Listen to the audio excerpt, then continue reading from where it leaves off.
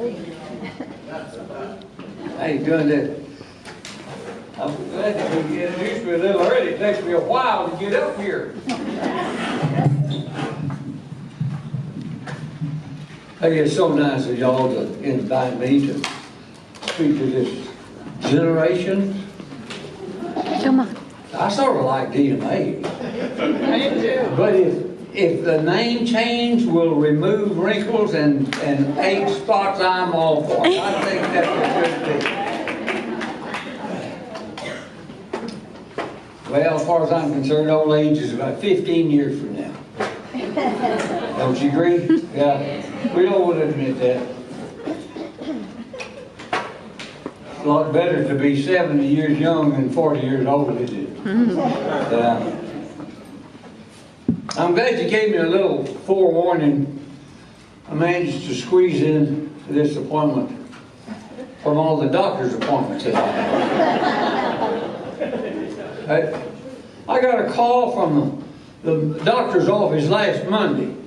Said, you have an appointment at 1:15, but if you're sick, don't come in. I told Gina, I said, we used to go when we were sick. You know, now we can't go. Things have changed. America has changed. You noticed that. Our worship has changed. Music has changed. Our schools have changed. Our homes have changed. Our Constitution has been ripped to shreds. The meaning of illegal has changed. Law and order has been turned into riots and rebellions. We're trying hard to change history by removing statues and taking the spiritual inscriptions from public places. The Ten Commandments have been reduced to a few suggestions and do the best you can. As hard as we try, we cannot change the past. Even God cannot do that. It's up to us to change the future. And in doing so, we must realize that progress will always bring about change. But change will not necessarily bring about progress. God has been good to us. Really good to us. He said the average age would be 70, maybe 80, even 90. And many of us are already past that. Age is a state of mind. It's not the number of years we have in life, but it's the life that we put in the number of years that we live. We are truly blessed. We don't have to go to Six Flags or Disneyland to live in the fantasy world anymore. We just stay home and turn the TV on. I have never done what I thought I wanted to do in life. So much for long-range planning. Never. I've always enjoyed whatever I did. But it was really not planned on my part. Some people have a spiritual calling. I never was called into anything. I just yanked into it. Happened too many times to be circumstantial. Paul was a pretty hard-headed guy, and he had to be slapped blind on the road to Damascus before he got the message. I never was slapped blind. God said, there it is, do it. I had to do something one time, and I was asked to do it, and I thought, I don't want to do that. And I happened to open the book of Deuteronomy. I don't know what it is, I don't know what it said, but I don't know the message I got. It said, if you don't do it, you'll be graveyard dead. I did it.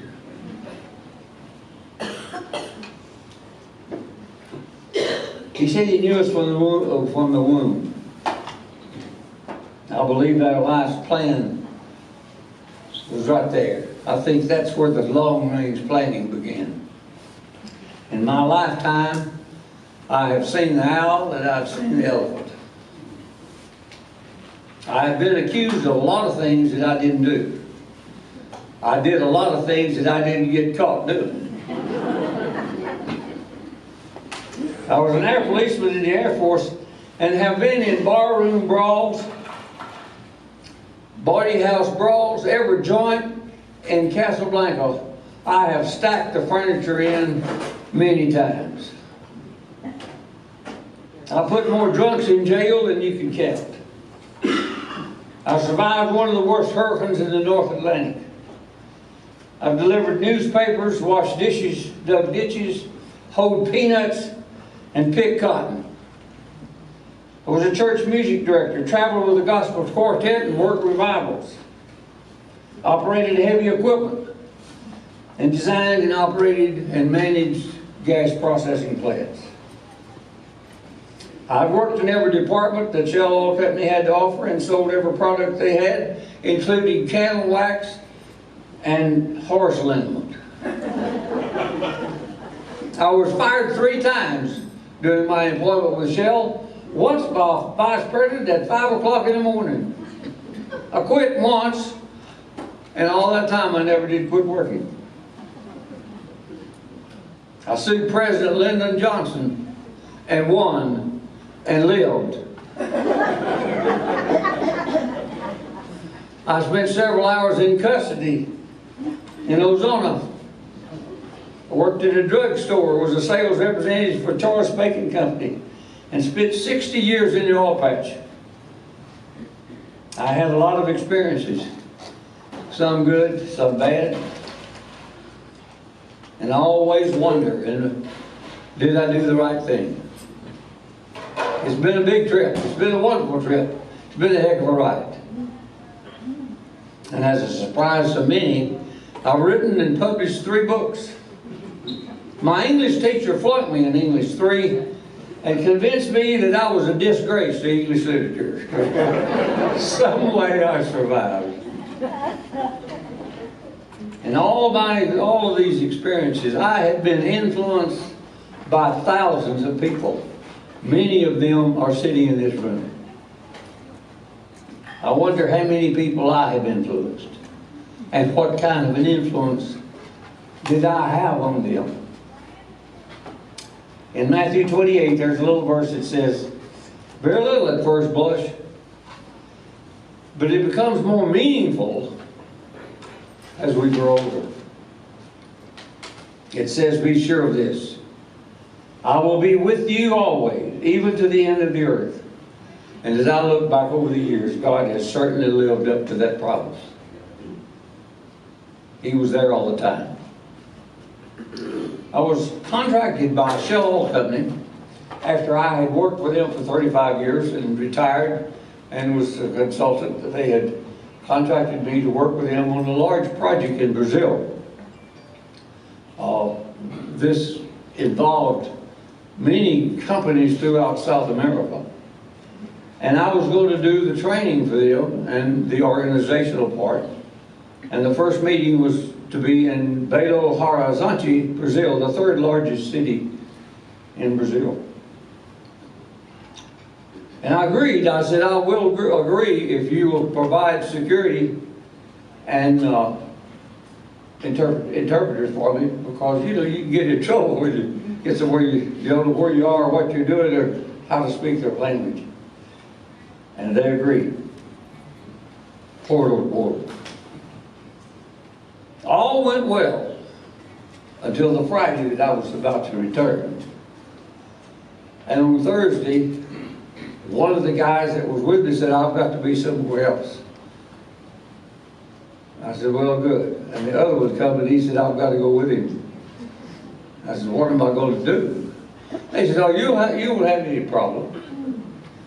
Well, yeah. I was restless. I rolled and tossed that Thursday night. What am I going to do? And I finally sat up in bed and sort of angry. And I said, Lord, you got me into this mess. You're going to get me out, and I'm going to get a good night's sleep. And I just laid down and went to sleep and slept good. Got up the next morning, and I was asking everybody, hey, how am I going to get to the airport? Asked the concierge there at the hotel. I said, can you help me get to the airport and get checked in? And he said, I'll get a cab driver and he'll help you. That's trust. He couldn't speak English and I couldn't speak Portuguese, and we drove for an hour and a half and finally got to the airport. And fortunately, the Continental attendants came out to the cab and got me. Took me behind the counter, checked me in, and then carried me up to the loading area, which was huge.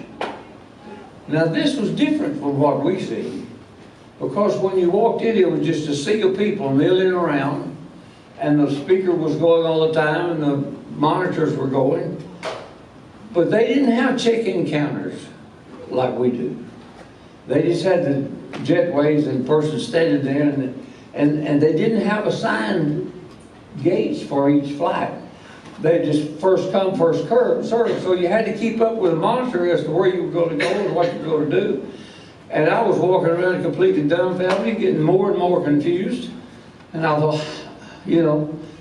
So I found a seat to sit down, and I was totally disgusted.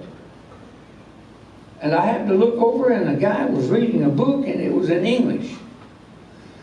I said, hey, you know, that guy. I said, how you doing? How's the book? He said, the book's great. So we exchanged cards, and he was the president of the largest steel company in Brazil.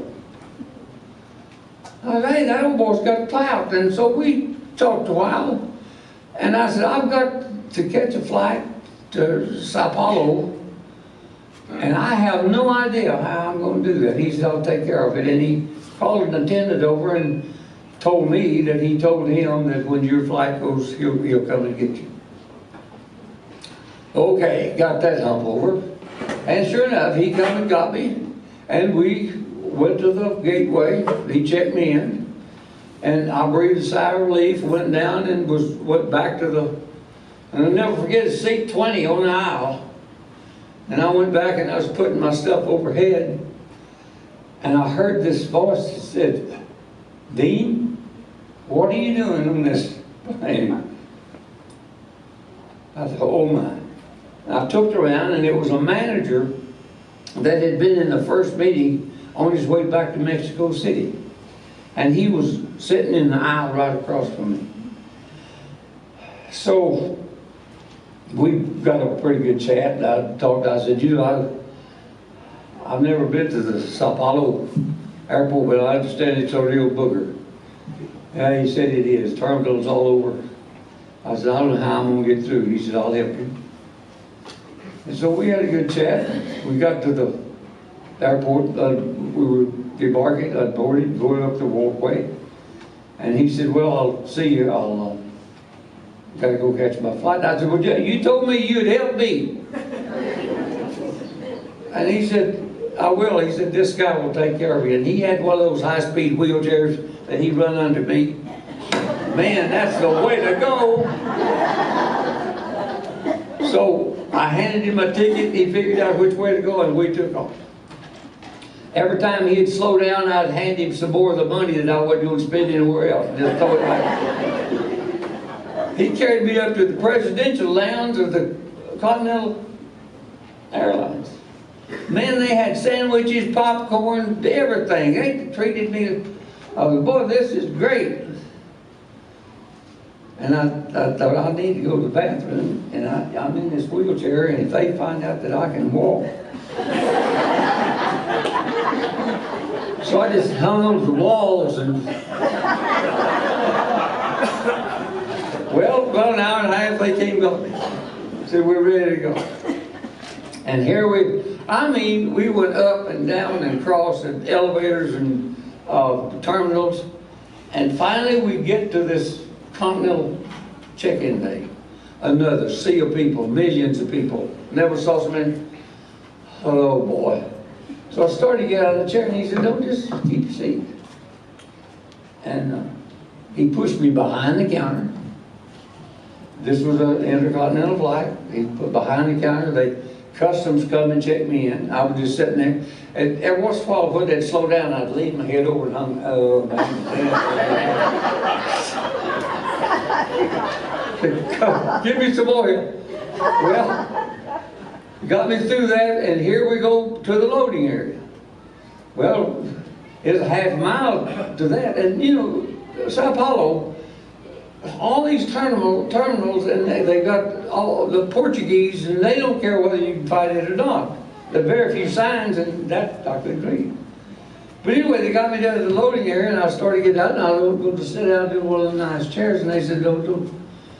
They unloaded me at the door of the plane, and two attendants picked me up out of the wheelchair and carried me back and set me down. Well, man, I thought, this is better than the security that Shell would ever. I sat down and I breathed a sigh of relief, and I happened to think of the scripture. He was there all the time.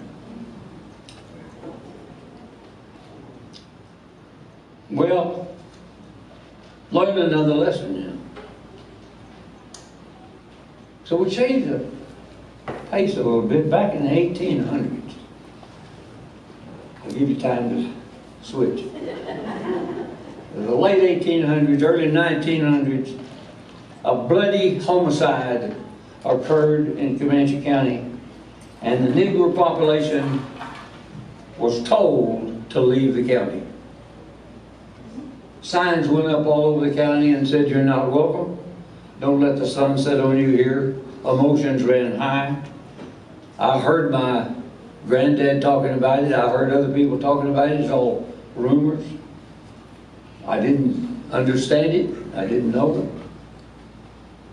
And I questioned it every once in a while. When I was with my dad, we were riding out on the country road, and we passed the house, and Dad said, "You need to talk to Mr. Charlie."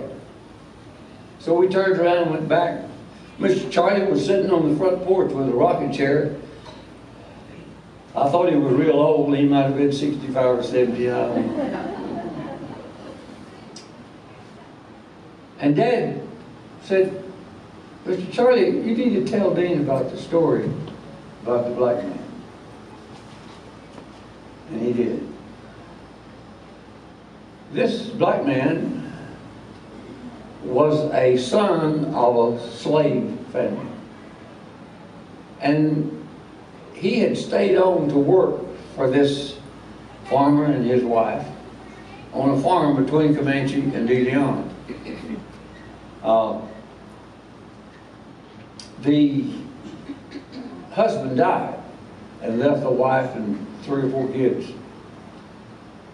And it seemed that there was some dissension between the wife and the hired man. And one morning the kids missed their mother and found her chopped up with an axe in the barnyard. And of course they told the neighbors. They made some wild assumptions. The black man was not there, and the chase was over. Mr. Charlie was 14 years old and happened to be in the crowd that was, he said they were on horseback, they were afoot, they were in wagons, they were in buggies, and they had dogs that they were tracking. And when Mr. Charlie got there, they had caught the black man. And Mr. Charlie was the one that climbed up the tree and put the rope in the fork of the tree. And they hung him. And they loaded him into a wagon, and they carried him over to the area where all the black folks lived, and they told him to leave. In no uncertain terms. This was in around the turn of the century, 1900. Now let's move to 1946. I'd heard all of this, and we were sort of raised in an environment where two people you don't mess with: black folks and Catholics. That was what we were taught. And I had some questions about it, but you know, tradition is tradition. Uh, so I was working in a drugstore. I was 16 years old. The drugstore was located in front of US 67. Remember, this was a totally segregated community and emotions were real high. And the year before, a truck driver from Comanche was murdered in South Texas by a black man. He was hauling watermelons and he went down there. And emotions were at a fever pitch. And I opened the drugstore and I had to get the stuff in, the pastries and the donuts, and to make the coffee and to turn the fans on and get everything going. And so I was busy doing that, and I looked up and a bus had parked out in front of the drugstore, and the drugstore was filled with black people. Wow. What am I supposed to do? Tell 30, 35 people to get out? Am I to call the sheriff? I thought, hey, we're open for business. What do you have? And I served. I mean, we had a land office building business. They filled the counter, the tables and everything. I was just as busy as I could be. We sold magazines, we sold perfume, we sold drugs, coffee, dough, everything. And they started to leave, and I asked one of the children, I said, where are y'all from? He said, well, we were originally from Ohio, but we're coming from California, going to Fort Worth, so we've got a concert. I said, really? He said, yeah, we're the Wings Over Jordan Choir.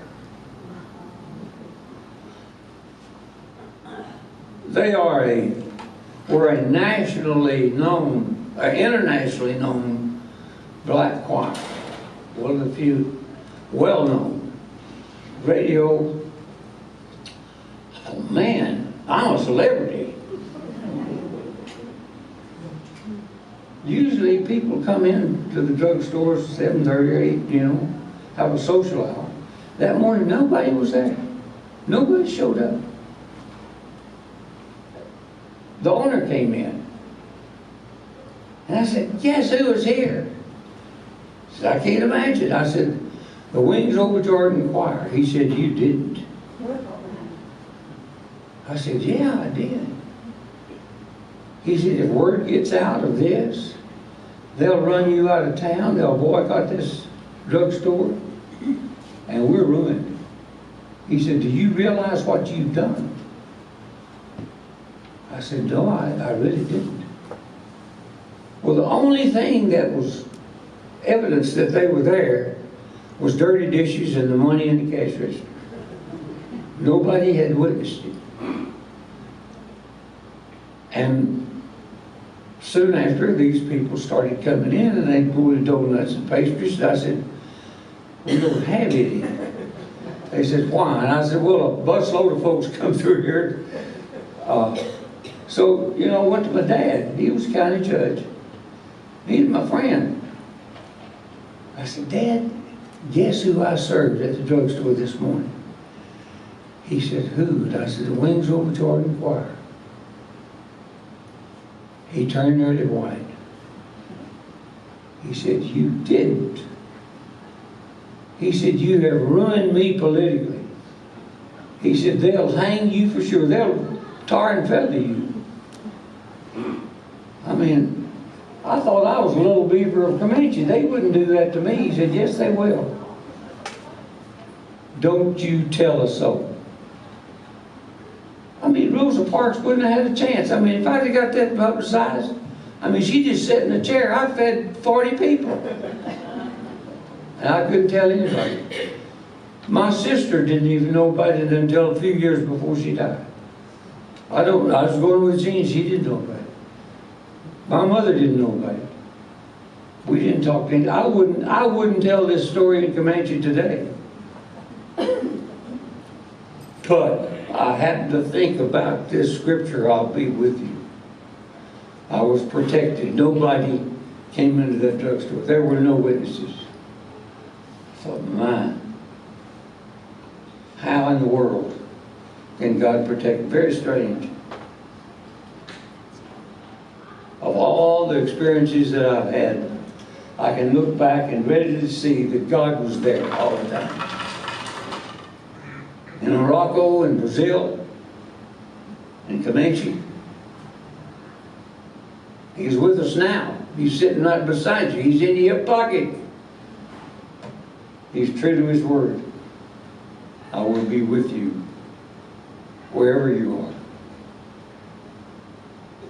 I know that God is my companion, and I always wonder if I've done the right thing.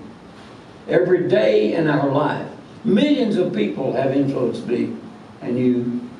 And every day in our life, we individually directly influence an average of 10 people every day. We indirectly influence over 100 of the things we say and what we do. And we influence in one of two ways, either good or bad.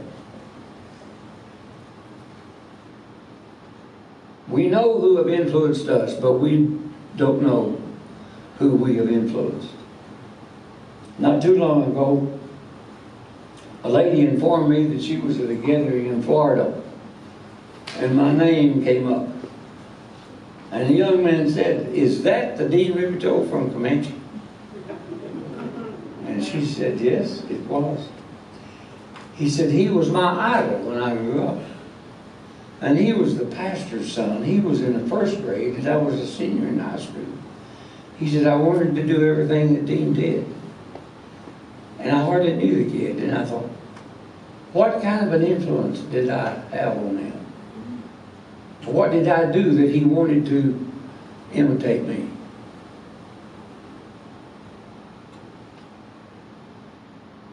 We all do things and wonder if we do the right thing. All of us have a mask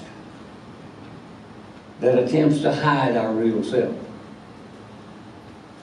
I have been more open to you today than I have to many. We often pretend that what we are not. We may be able to fool others, but there is no way that we can fool ourselves. And what we know, God knows. The only way we can have peace and be happy is to make the guy in the mirror happy and satisfied. Dale Wingrove said it best when he penned The Man in the Glass. He said, when you get what you want in the struggle for self and the world makes you king for a day, just go to the mirror and look at yourself and see what that guy has to say. For it isn't your father or mother or wife whose judgment on voting must pass. The fellow whose verdict counts most in your life is the one staring back from the glass. You may be like Jack Horner and Chisel Plum and think you're a wonderful guy. But the man in the glass says you're only a bum if you can't look him straight in the eye. He's the fellow to please. Never mind all the rest, for he's with you clear to the end. And you've passed your most dangerous and difficult test if the man in the glass is your friend. You may fool the whole world down the pathway of years and get pats on the back as you pass. But your final reward will be heartaches and tears if you cheated the man in the glass. You've been a great group. Thank you very much. Thank you for the invitation. I love you all. Thank you very much.